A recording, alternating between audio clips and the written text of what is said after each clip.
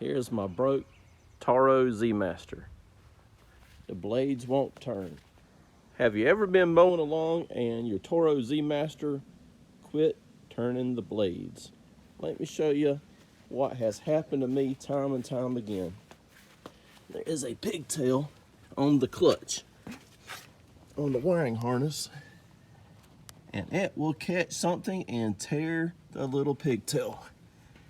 Toro sells these for maybe $15, retrofit kit from the dealer, or you can patch it yourself. Over the past, I don't know, 3 years having this mower, I fixed this 5 or 6 times. Zip tied it, taped it up, put spiral wrap on it. Seems like there's a stick or something always grabs it. Get her done. Toro has the Kawasaki engine. This is a 07 model, and it mows very well for its age. For what it looks, this sucker will mow down 6 foot of brush and bush hog. It's a great mower. It's about the best one I've ever had. And boy, I've had a lot of mowers. And she is mowing yet once again.